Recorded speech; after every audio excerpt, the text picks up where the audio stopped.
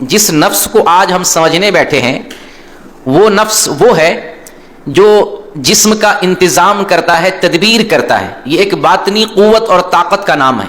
یہ ایک لطیف جوہر ہے جس کے اندر زندگی ہے، ارادی قوت ہے، حس و حرکت اس کے اندر. اس کو دوسرے لفظوں میں کہہ سکتے ہیں خواہشات کا نام نفس ہے، کیونکہ نفس خواہشات کا دل دادا ہوتا ہے، خواہشات کے پیچھے بھاگتا ہے. اور یہ بڑا سپر پاور ہے.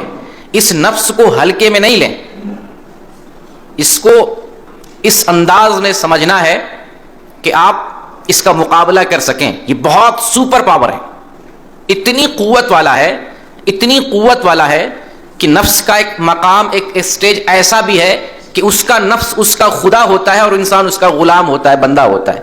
نفس کو اپنا معبود بنا لیتا ہے. وہ ایک اسٹیج بھی زندگی میں آتا ہے.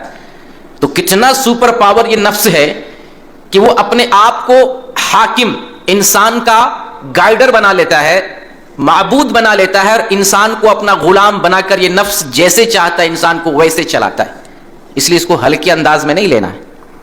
ذرا اس بات کو مثالوں کے ذریعے آپ سمجھنے کی کوشش کریں کہ ایک آدمی سویا ہوا ہے اور مسلمان ہے لیکن نماز پڑھنے والا نہیں، کبھی کبھار پڑھ لیتا ہے، جمعہ کی نماز پڑھ لیتا ہے.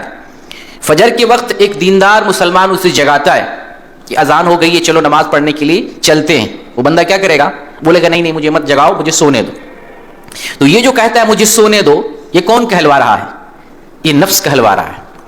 اسی نفس کی طاقت کو ذرا محسوس کریں کہ جب بندہ تھوڑا سا ضد کرتا ہے اور اس کے ساتھ چھیڑ چھاڑ کرتا ہے، کمبل ہٹانے کی کوشش کرتا ہے، اس کی چادر کھینچتا ہے، اس کے بدن کو کھینچتا ہے کہ چلو نماز پڑھنے کے لیے چلتے ہیں، یہ نفس تھوڑا سا زیادہ فورس میں آتا ہے اور انسان تھوڑا سا غصے کا اظہار کرتا ہے، مجھے مت جگاؤ، مجھے سونے دو. تو یہ جو کہتا ہے غصے میں مجھے مت جگاؤ، سونے دو، کون کہلوا رہا ہے؟ اس کے پیچھے ایک طاقت ہے جس کا نام نفس ہے. اور جب آدمی اس کو جگانے کے لیے پانی کے چھینٹے مار دے، کیا عالم ہوگا؟ گالی بک دے گا، غصے کا شدید اظہار کرے گا. اگر اتفاق سے ٹھنڈی کا موسم ہو، کمبل کھینچ دے، اس کے چہرے پر پانی مار دے، پھر اس کے غصے کا کتنا عالم ہوگا؟ دوڑا کے مارے گا کہ تو مجھے سونے نہیں دے رہا ہے. تو یہ کون کروا رہا ہے؟ اس کے پیچھے کون طاقت ہے؟ اس کے پیچھے نفس ہے. تو یہ کوئی معمولی چیز ہے؟ دنیا میں جتنا قتل ہے، اتنی لڑائی ہے، اتنے جھگڑے ہیں، یہ حسد ہے، غیبت ہے، چوری ہے، زنا ہے، عیاشی ہے، خوف ہے، دہشت ہے، غم ہے، فکر ہے، اس کے پیچھے، سب کے پیچھے نفس ہے. یہ معمولی چیز نہیں ہے. اس لیے اس کو ہمیں ہلکے میں نہیں لینا ہے. وہیں پر اگر ایک انسان مسلمان ہوتا ہے، دیندار ہوتا ہے، نمازی ہوتا ہے، اگر فجر کے وقت سویا رہ جائے، اذان ہو گئی سویا رہ جائے، دوسرا آدمی اگر اٹھاتا ہے تو کیا کرے گا؟ اٹھے گا وہ اور شکریہ ادا کرے گا کہ تو نے ہمیں جگا دیا، ورنہ میری فجر کی نماز قضا ہو جاتی، چھوٹ جاتی میری نماز. شکر گزار ہوگا. تو یہ جو شکر گزار بن رہا ہے، اٹھ رہا ہے، اس کے پیچھے کون کام کر رہا ہے؟ اس کے پیچھے بھی نفس ہے.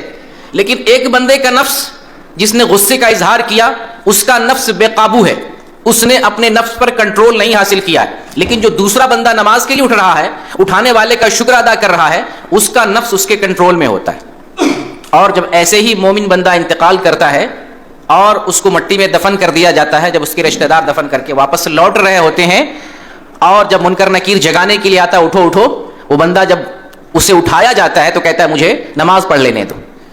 اسے محسوس ہوتا ہے کہ سورج ڈوب رہا ہے اور عصر کی میری نماز رہ گئی ہے، چھوٹ گئی ہے میری نماز، مجھے پہلے نماز پڑھ لینے دو، پھر جو تمہارے پاس معاملہ ہے میں وہ معاملہ دیکھوں گا. لیکن فرشتے کہتے ہیں یہ دنیا نہیں ہے، تمہیں یہاں نماز پڑھنے کی ضرورت نہیں ہے. تو یہ کیفیت کس کے لیے طاری ہوگی؟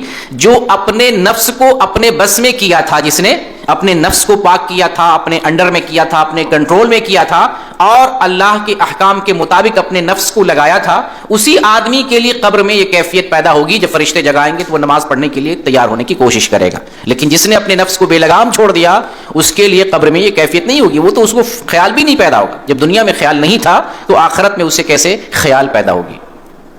تو آپ سمجھ رہے ہیں نفس کتنا پاورفل ہے؟ بہت پاورفل ہے. انسان کو جیسے چاہتا ہے ویسے اس ڈگر پہ، اس راستے پہ لگاتا ہے، کہتا ہے ادھر چلو ادھر چلتا ہے، ادھر چلو ادھر چلتا ہے. سب کے پیچھے نفس ہے. لیکن یہ نفس جیسے دل ہے، اس کی طرح، آنکھ کی طرح، کان کی طرح کوئی عضو نہیں ہے جس کو آپ دیکھ سکتے ہیں، چھو سکتے ہیں، پکڑ سکتے ہیں. یہ ادراک اور محسوس کرنے والی چیز ہے. جیسے ہمارے اندر غصہ بھی اللہ تعالیٰ نے دیا ہے، ہم سب کو معلوم غصہ ہے. لیکن اس کو پکڑ نہیں سکتے ہیں، اس کو چھو اور ٹچ نہیں کر سکتے. اسی طرح سے نفس ہے، ایک باطنی قوت ہے جس قوت کی بدولت انسان کے جسم سے اچھے اور برے اعمال کا صدور ہوتا ہے. ان تمام اعمال کے پیچھے نفس کا ہاتھ ہوتا ہے. کوئی آدمی غصہ کرتا ہے، پیچھے نفس ہے. کوئی آدمی کسی کو گالی دے رہا ہے، پیچھے نفس ہے.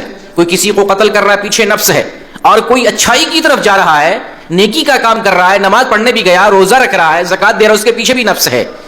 لیکن دونوں میں فرق ہوتا ہے، دونوں میں فرق ہوتا ہے. نفس ایک ہی ہے، جسم کے اندر نفس ایک ہی ہے، لیکن اس کے حالات مختلف ہوتے ہیں، اس کی کیفیات مختلف ہوتی ہیں. اس وجہ سے علماء نے نفس کی 3 اقسام بیان کی ہیں.